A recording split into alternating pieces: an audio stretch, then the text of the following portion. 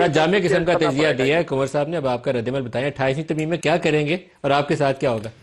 نہیں، کنور صاحب جو ہیں ماشاءاللہ سابق سیکرٹری رہے ہیں الیکشن کمیشن کے.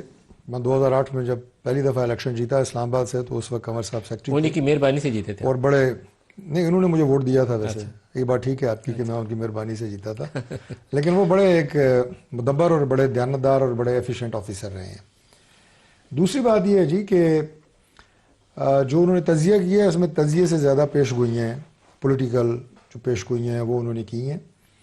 میں 2026 میں دور دور تک انتخابات کو نہیں دیکھ رہا، اور اس وقت جو مارکہ حق سے لے کے آج تک وہ ایک بڑا آپ یہ کہیں کہ بدنام زمانہ ورڈ عمران خان کے دور میں ہو گیا تھا کہ ایک پیج پہ، میں ایک پیج تو نہیں کہوں گا لیکن ایک جو کوارڈینیشن موجود ہے، خاص طور پہ میں نے مارکہ حق کا نام اس لیے لیا کہ اس سے پہلے بھی تھی، لیکن اس وقت timely coordination between the military leadership and the civil leadership, اللہ کے فضل سے آپ نے بہت بڑی کامیابی انڈیا کے خلاف حاصل کی، اور وہ کوارڈینیشن جو ہے وہ جاری ہے.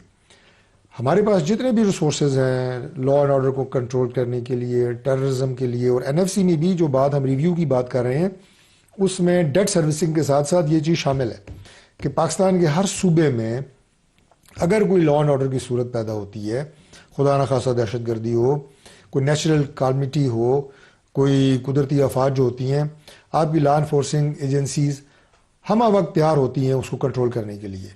تو اگر آپ ان 28 میں کیا NFC وارڈ ریویو کر رہے ہیں اور ساتھ سیکیورٹی کا، انٹرنل سیکیورٹی کا بھی اور ڈیٹ سروسنگ کا بھی، یہ ساری چیزیں یہ ساری چیزیں شامل ہیں اس میں بشمول جو ہم نے کریکلم کی بات کی تھی کہ اس میں کوئی یکساں کریکلم ہونا چاہیے. یہ سب 28ویں آئینی ترمیم کا یہ اس کا حصہ ہوں گے. یہ تو بڑی امپورٹنٹ نیوز ہے. تو یہ پھر کب تک آپ اس کے اوپر پیش رفت کریں؟ میں آپ کے ٹائم لائن کے بارے میں تو ابھی کوئی پیش گوئی نہیں کر سکتا. آپ کو پتا ہے میں پیش گوئیاں کرنے والا پولیٹیکل، لیکن at least being federal minister آپ یہ کنفرم کر رہے ہیں کہ یہ چیزیں اس کا حصہ ہیں 28. دیکھیں 27ویں ترمیم کا یہ انفینشڈ ایجنڈا ہے، یہ مکمل ہونا ہے، اور اگر یہ مکمل نہ ہونا ہوتا تو یہ 27ویں ترمیم میں آتا کیوں؟ یہ صرف دکھانے کے لیے تو نہیں ہم لائے تھے. اگر کنسنسس پیدا ہو جاتا تو یہ ساری کلازز 27ویں ترمیم میں پاس ہو جاتی.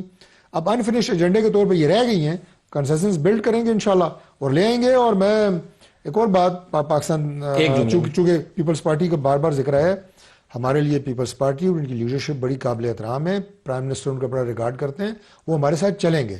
ایسا کوئی پروگرام نہیں ہے، اس میں کوئی شک نہیں ہے کہ ہمیں سادہ اکثریت حاصل ہو گئی ہے. سادہ اکثریت 169 ممبرز پہ ہوتی ہے، ہمارے پاس 170 آ گئے ہیں مائنس پیپلز پارٹی دیکھا جائے، لیکن وہ ہمارے ساتھ ہیں اور ہم نے مل کے اس ملک کی اور سسٹم کی خدمت کرنی ہے انشاءاللہ.